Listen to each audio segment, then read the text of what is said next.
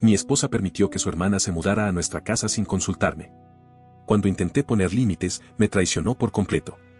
Ahora, mi mudanza y mi divorcio también son permanentes. Me llamo Mateo. Tengo 36 años y hasta hace no tanto creía que tenía la vida más o menos encarrilada. No perfecta, pero mía.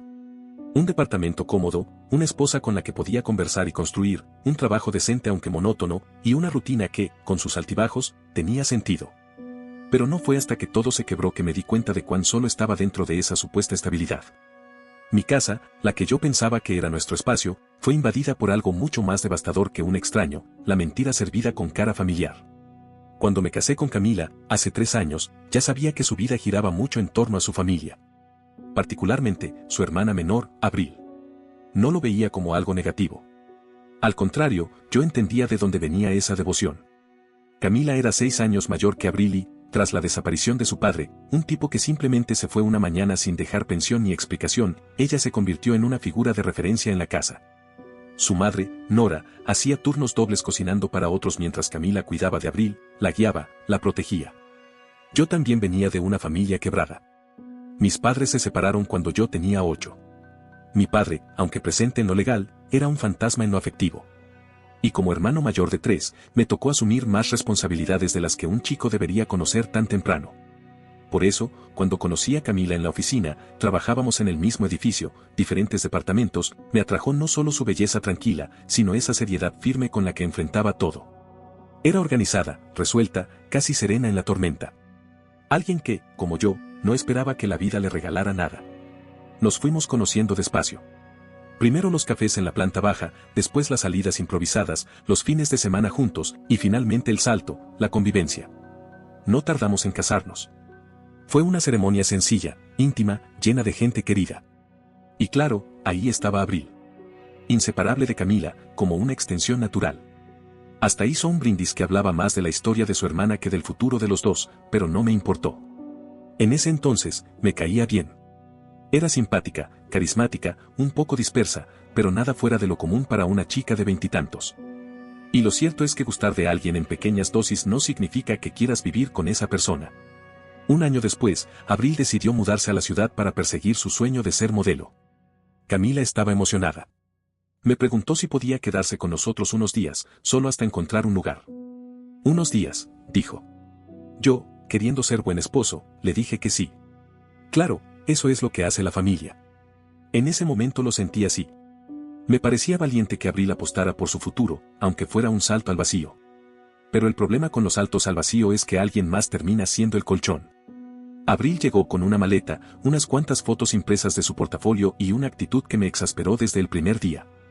Esa despreocupación casi ensayada, esa certeza de que las cosas mágicamente caerían en su sitio. Le pregunté si tenía contactos, entrevistas, algún plan concreto. Me respondió que la gente en redes la seguía mucho, que sus publicaciones generaban compromiso y que si no hacía un vivo en un día, sus seguidores se lo reclamaban. Ya verás, las llamadas van a empezar a llegar solas. Preferí no discutir. Su éxito o fracaso no era asunto mío, todavía. La primera semana pasó sin mayores sobresaltos, aunque ya empezaban a notarse ciertas grietas. No vi movimiento real de su parte. Ni una visita a una agencia, ni una entrevista, ni un intento de buscar vivienda. Camila, por su parte, estaba feliz. Volvían a ser las hermanas inseparables, compartiendo series, bocadillos, chismes. Me pareció normal. Eran días de reencuentro. Pero después de esa primera semana, Abril seguía ahí. Y la energía ya no era la misma. Yo llegaba del trabajo y encontraba a ambas tiradas en el sofá, rodeadas de envoltorios, como si el tiempo se hubiera detenido para ellas. Empecé a insinuar que quizás era buena idea que Abril empezara a buscar un lugar cercano, que así podrían verse cuando quisieran, pero sin invadir espacios. Cada vez que lo decía, la respuesta era difusa. Abril cambiaba de tema, Camila la defendía. Está buscando, decía. Es que no quiere irse a cualquier lugar. Tiene que ser seguro y dentro de su presupuesto. Pasó un mes. Un mes entero de evasivas, de excusas, de silencios incómodos. Mi paciencia se empezó a agotar. Ya no era solo la presencia física de Abril, era su huella constante, la ropa dejada en el baño, las llamadas a medianoche desde el pasillo, la manera en que caminaba por la casa como si fuera suya. Empecé a sentirme como un huésped en mi propio hogar. Le dije a Camila, con claridad, que no estaba cómodo. Que una cosa era ayudar unos días y otra muy distinta era tener una convivencia indefinida. Ella me pidió que fuera paciente, que Abril solo necesitaba un poco más de tiempo para encontrar un lugar que le sirviera. Yo ya no creía en esa excusa. No veía movimiento.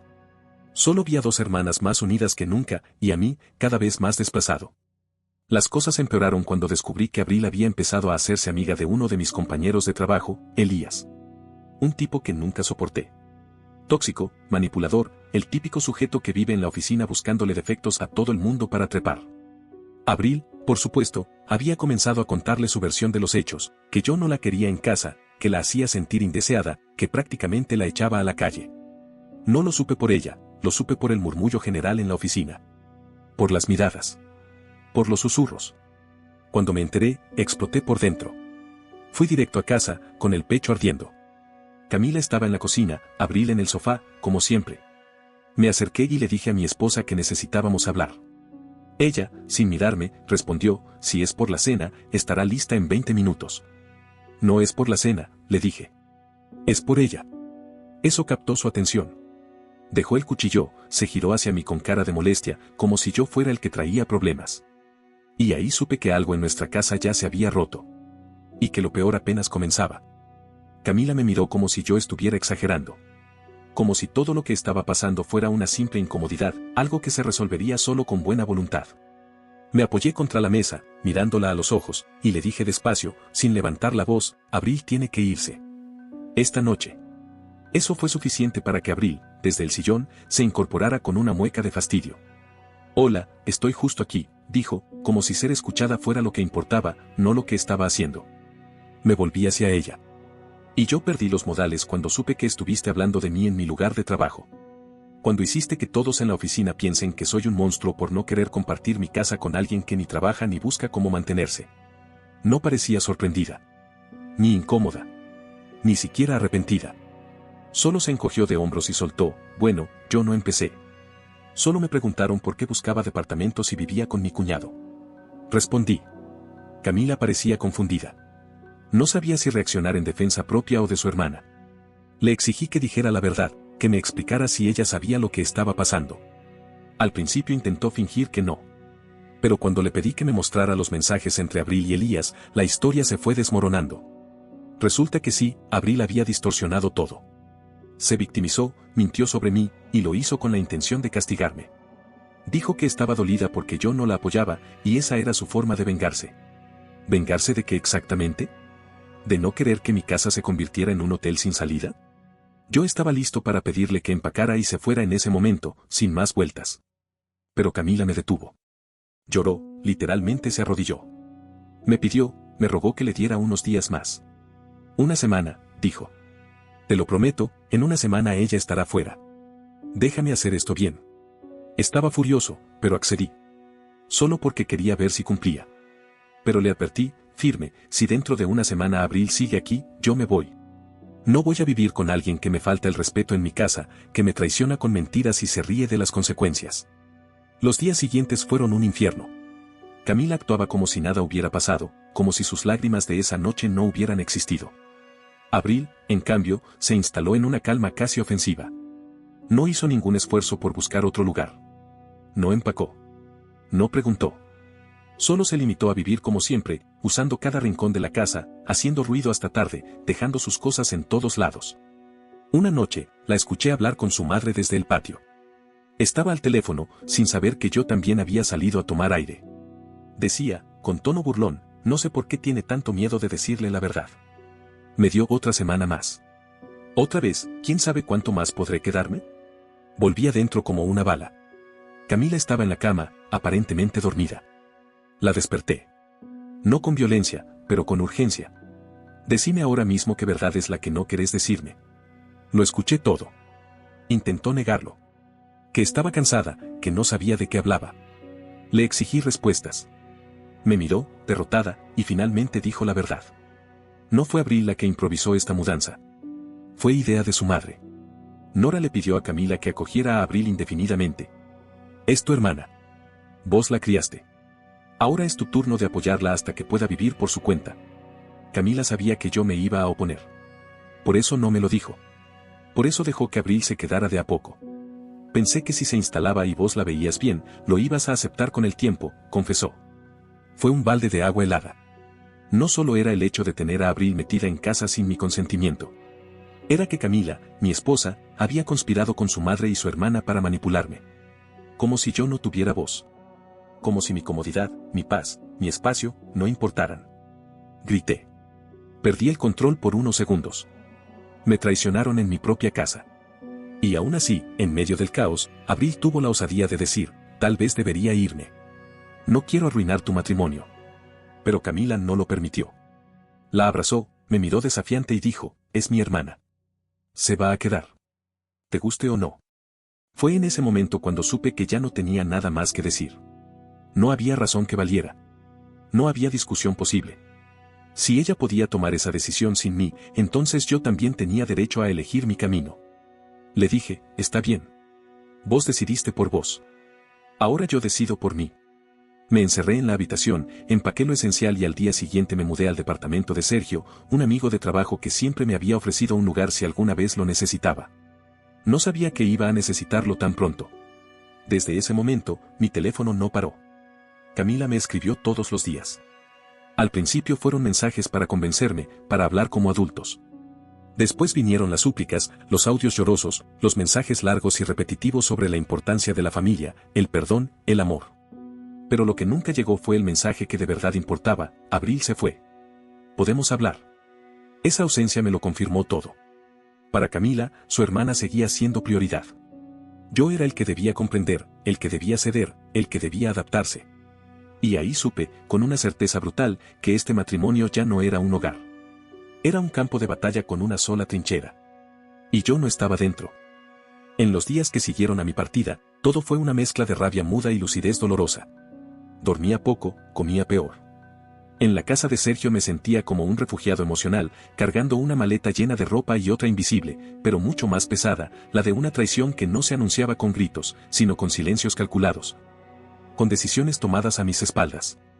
Camila no dejaba de escribirme. Mensajes diarios, algunos culpables, otros desesperados, otros directamente manipuladores. Pasó de pedirme una conversación a exigirme que maduráramos. De prometer cambios a justificar lo que había hecho. Y todo eso con Abril aún instalada en la casa, como si la raíz de todo no fuera parte del problema, sino una consecuencia a tolerar. Pero entonces llegó algo que no esperaba, una cadena de mensajes de mis compañeros de trabajo. Capturas de pantalla. Fotos. Comentarios. Todos del Instagram de Elías. En las fotos aparecía él en un bar, sosteniendo un vaso con cara de imbécil orgulloso, y a su lado. Abril. Y no solo ella. También Camila. Sonrientes. Cómplices. Como si fueran un trío feliz en medio del desastre. Como si la mujer que decía extrañarme y rogarme que volviera se olvidara convenientemente de sus palabras apenas caía la noche. Habían estado saliendo con Elías. El imbécil más detestable de la oficina. El tipo que me había hecho la vida imposible con rumores, con sabotajes sutiles, con ese veneno que se esparce entre escritorios. Y ahora, mi esposa, mi exesposa en pausa técnica, compartía tragos y risas con él. Todo a espaldas mías. Me hervía la sangre. No por celos, sino por el nivel de hipocresía. Por lo bajo del juego. Ella sabía lo que yo pensaba de Elías. Sabía lo que él me había hecho en el trabajo. Y no solo lo ignoró, lo legitimó. Se alió con él. Le pedí a Sergio que me acompañara a imprimir las fotos. Las recorté, las puse en un sobre y esperé. Cuando Camila llegó a nuestra casa, ya no mía, fui a su encuentro. Se sorprendió al verme. No dijo una palabra. Yo tampoco. Solo le puse el sobre en las manos. Las fotos cayeron sobre la mesa. Las miró. Tartamudeó algo sobre no querer preocuparme, sobre haberlo hecho para calmar a Abril, que estaba muy alterada. Nada de eso importaba. Todo sonaba a excusa débil. Le dije, no expliques. No justifiques. Ya cruzaste todas las líneas. Ya no hay vuelta atrás. Ella intentó frenarme, me habló del pasado, de lo que habíamos construido. Le respondí con la frialdad que me quedaba, si esto es tu casa, si podés decidir quién vive en ella sin preguntarme, entonces yo no tengo nada más que hacer acá. Esa misma noche, fui a ver a un abogado. Iniciamos los trámites del divorcio. En nuestro estado hay un periodo obligatorio de espera de 60 días. Una ironía más, incluso para irte de una vida que ya no te pertenece, te hacen esperar. Los días siguientes se volvieron un desfile de intentos de Camila por convencerme de dar marcha atrás. Me mandaba audios entre lágrimas, textos extensos donde me juraba que había sido un error, que no pensaba con claridad, que había actuado bajo presión de su madre, de su hermana. Nada de eso me importaba ya. Porque lo peor no había sido Abril. Ni siquiera Elías. Lo peor fue descubrir que Camila nunca tuvo intención de defenderme. Que cuando su hermana me difamaba en mi trabajo, ella callaba. Que cuando yo luchaba por sostener una convivencia justa, ella negociaba a mis espaldas. Que cuando pedí respeto, me dio traición. Para mí, eso era equivalente a una infidelidad. No sexual, no física, pero sí emocional. Me excluyó del pacto que era nuestro hogar. Y cuando intenté marcar límites, me dejó solo. Lo único que me mantenía enfocado era saber que la vida seguía. Y que yo no iba a quedarme paralizado en medio del naufragio. Pedí licencia laboral por unos días y después de mucha reflexión, renuncié. No podía seguir en un lugar donde mi vida privada era un circo y Elías era parte del decorado. Mi jefe directo intentó convencerme de quedarme. Me ofreció cambiar de departamento, de equipo, hasta de oficina. Le agradecí. Pero le dije la verdad, no era solo Elías. Era el ambiente. El desgaste. La pérdida de respeto. Necesitaba empezar de nuevo. Me uní al proyecto de mi hermano. Un emprendimiento modesto, pero honesto. Al menos ahí sabía que nadie iba a usar mi historia como entretenimiento. Mientras tanto, el divorcio seguía su curso. Nos citaron para una reunión con el abogado de ambos. Esperaba resistencia, lágrimas, drama. Pero Camila llegó callada. Con el rostro duro. Como quien va a una guerra fría.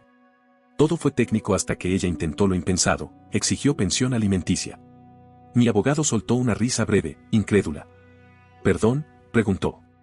Camila, sin pestañear, dijo que el divorcio había sido mi decisión, y que eso le había causado un daño emocional que merecía compensación. No tenemos hijos. No compartimos propiedades. Ella tiene un empleo estable. Lo único que compartimos es una cuenta bancaria con ahorros que planeábamos usar para viajar. Así que querés dinero porque tu plan de vida no salió como esperabas, le dije. Camila bajó la vista. No respondió. El abogado de ella intervino para suavizar el terreno. Pero para mí ya no había nada que suavizar. El nivel de descaro era total. Antes de irnos, mi abogado me miró y dijo en voz baja, esta mujer no solo te perdió. También perdió el juicio. Y no se equivocaba. Lo que vino después solo confirmó eso.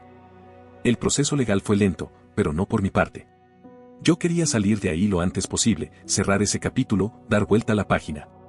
Camila, en cambio, parecía tener una necesidad inexplicable de alargarlo todo. Cada papel, cada trámite, cada reunión era una excusa para hablar de lo que fuimos y de lo que, según ella, todavía podríamos ser si yo dejaba de ser tan radical. Pero no había radicalismo en mi decisión. Solo claridad. La misma claridad con la que uno se despierta después de una pesadilla y no quiere volver a dormir por miedo a regresar. Mientras el divorcio avanzaba, mi entorno se volvió más tranquilo. Alejarme de esa casa, de ese trabajo, fue una bendición que no supe ver al principio. Empecé a enfocarme en mí, en los proyectos con mi hermano, en respirar sin sentir que estaba caminando sobre vidrio molido. Camila, sin embargo, no se rendía. Me escribía casi todos los días, aunque ya no respondía. La mayoría de los mensajes eran una mezcla de culpa mal digerida y súplicas encubiertas, no puedo creer que después de todo lo que vivimos esto se acabe así, sé que cometí errores, pero no todos los cometen. Abril ya no está con Elías, y dice que te extraña. Como si eso cambiara algo. A veces, incluso su madre, Nora, intentaba contactarme. Un día me llamó y empezó a darme un discurso sobre el valor de la familia, como si yo fuera un extraño que había irrumpido en su saga familiar para perturbar la armonía. Le respondí con respeto, pero con firmeza. Le pedí que no volviera a llamarme. Que este tema era asunto mío y de su hija. Y que, de todos modos, ya estaba resuelto. Lo que Nora no sabía, lo que ninguna de las dos parecía haber calculado, era que el castillo de naipes que habían construido con tanto afán empezaba a desmoronarse solo. Poco después de mi partida, Camila se dio cuenta de algo que a mí me había quedado claro desde el primer día, que Abril no era una víctima temporal, sino una ocupante permanente. Una carga. Una responsabilidad autoimpuesta que estaba dispuesta a consumir todo lo que la rodeara sin aportar nada a cambio. Al principio, Camila siguió cubriendo todos los gastos de la casa, alquiler, servicios, comida. Abril no colaboraba. No buscaba trabajo. No reducía gastos. Vivía como si la vida fuera una pasarela, con su actitud altiva y esa forma tan irritante de hablar como si el mundo le debiera algo por el simple hecho de existir. Después de algunos meses, cuando los ahorros empezaron a agotarse, Camila le pidió que al menos trabajara medio tiempo, que ayudara con lo básico. La respuesta fue un no rotundo. Estoy enfocada en mi carrera, dijo, como si tuviera una agencia esperándola afuera con un contrato millonario. Cuando Camila intentó ponerle límites, Abril la enfrentó. Le dijo que ella no era su madre, que siempre la había juzgado, que nunca había creído en ella. Una escena melodramática, de esas que sirven para chantajear emocionalmente pero no para cambiar comportamientos. Desesperada, Camila recurrió a Nora. Le pidió que hablara con su hija menor, que la convenciera de tomar responsabilidad. La respuesta fue otra bomba, su madre le ordenó seguir apoyando a Abril. Que no podía soltarla ahora, que eso haría una hermana de verdad. Fue en ese punto cuando Camila se quebró. Y no por mí. No por el matrimonio que había destruido. Sino porque finalmente se dio cuenta de que no era más que un engranaje en la maquinaria de manipulación de su familia. Tomó sus cosas, dejó el departamento y se fue a vivir con una amiga. La misma amiga que, irónicamente, era madre soltera y estaba luchando por salir adelante. Camila empezó a cuidar a su bebé algunas horas por día para conseguir algo de dinero. Pasó de compartir la casa con su hermana influencer a dormir en el sofá de una amiga, cuidando a un niño que no era suyo. ¿Y Abril? Abril simplemente buscó el siguiente parásito disponible. Se mudó con Elías. Sí, el mismo tipo que arruinó mi ambiente laboral. Según me contaron algunos excompañeros, él estaba cubriendo sus gastos ahora. Lo cual explicaba por qué, de la noche a la mañana, ambos desaparecieron del radar de la oficina.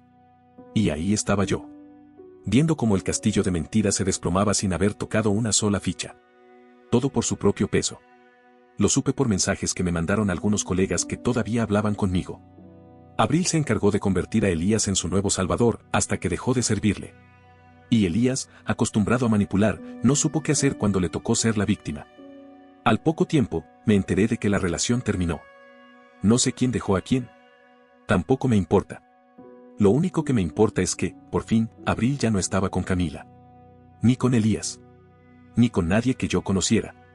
Una mañana, revisando mi correo, vi un mensaje largo. Era de Camila. No lo abrí enseguida. Me tomó un par de días.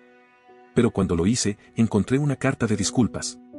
No una disculpa sincera, de esas que vienen del alma, sino una lista de lamentaciones adornadas con excusas. Lamento haber permitido que mi familia interfiriera entre nosotros, escribió. Me dejé llevar por la presión, por el deber y por la culpa. Hoy me doy cuenta de lo que perdí, y me duele. ¿Existe alguna posibilidad, por pequeña que sea, de que lo nuestro tenga una segunda oportunidad? No le respondí. No porque estuviera enojado. Ni porque quisiera hacerle daño. Sino porque, a veces, el silencio es la única respuesta honesta que uno puede dar. Después de todo, la persona que alguna vez elegí no existe más. Fue reemplazada por alguien que prefirió callar mientras me destruían por dentro. Y no hay perdón que repare eso. Solo distancia. Y memoria. A medida que los días avanzaban y el divorcio se acercaba a su resolución final, empecé a recuperar algo que no sabía que había perdido, mi identidad. Ya no era el marido paciente que negociaba silencios, ni el tipo resignado a compartir su espacio con una cuñada parásita. Era Mateo. Solo eso. Y aunque dolía, dolía bien. Como cuando uno se quita una espina que llevaba demasiado tiempo clavada. Sergio, mi amigo y anfitrión temporal, me ayudó más de lo que podría haber imaginado.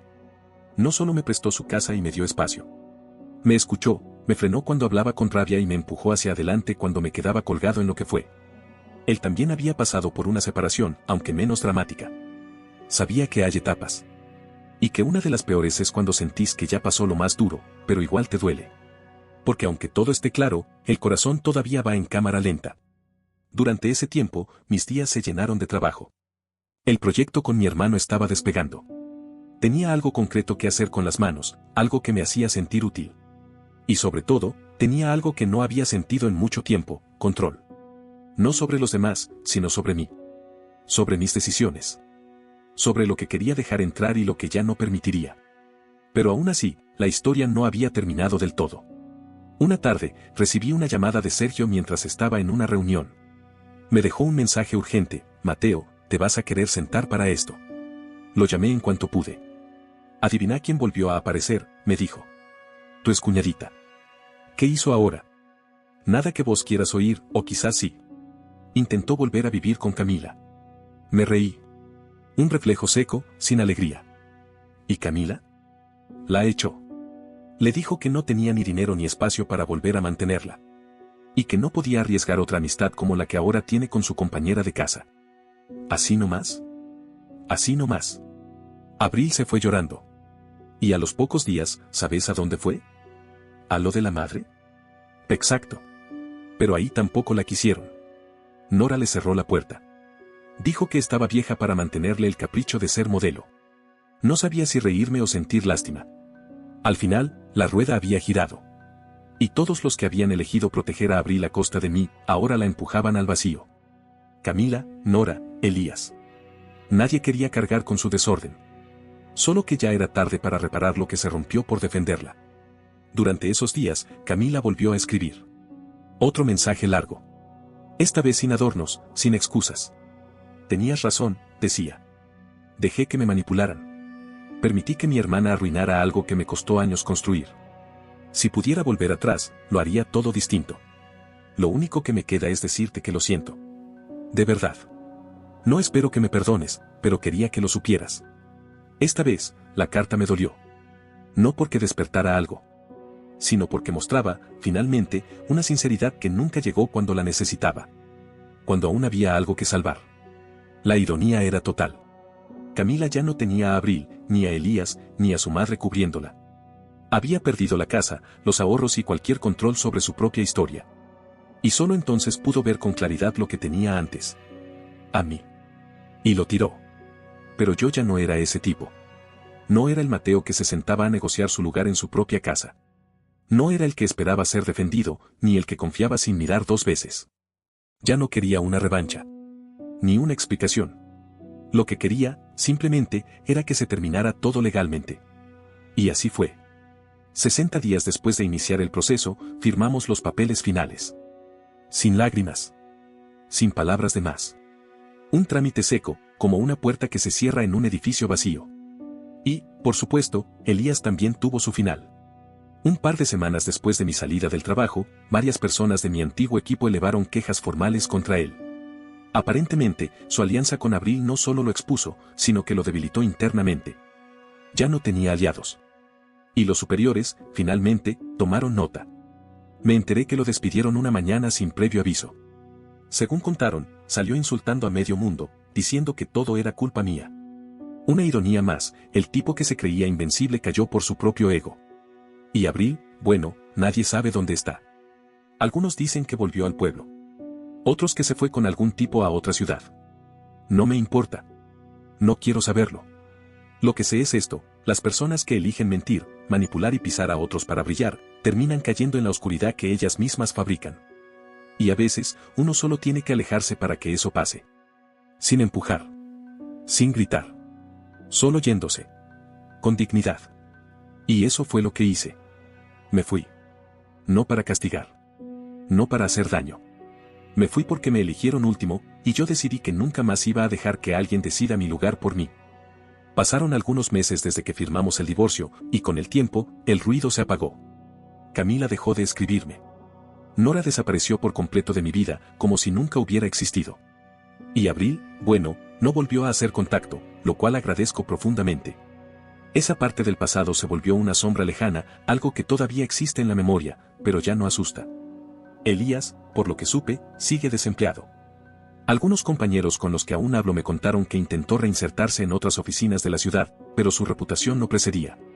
Nadie quería contratar a alguien que había manipulado a colegas, saboteado compañeros y protagonizado un escándalo personal en plena planta de trabajo. Supongo que cosechó exactamente lo que sembró. Con respecto a Camila, supe por terceros que intentó reconstruir su vida. Se mudó con una amiga que tiene un hijo pequeño. Para poder pagar los gastos, comenzó a trabajar cuidando al niño algunas horas al día, y luego consiguió un empleo de medio tiempo en una librería. Una ironía, si lo pienso. Durante años justificó sus decisiones con discursos sobre la familia, el deber, el sacrificio, y ahora vivía dependiendo de otra persona. Ojalá haya aprendido que dar sin medida, solo por culpa o miedo, no es virtud, es autoabandono. Yo, por mi parte, me sentí más libre que nunca. Había empezado a respirar distinto, a dormir sin el nudo constante en el pecho, a recuperar el gusto por los pequeños detalles. Preparar el café por la mañana, poner música en la cocina, leer antes de dormir. Cosas mínimas que habían desaparecido en medio del caos. Sergio me ofreció seguir quedándome en su condominio, pero sentí que era tiempo de volver a tener mi propio espacio.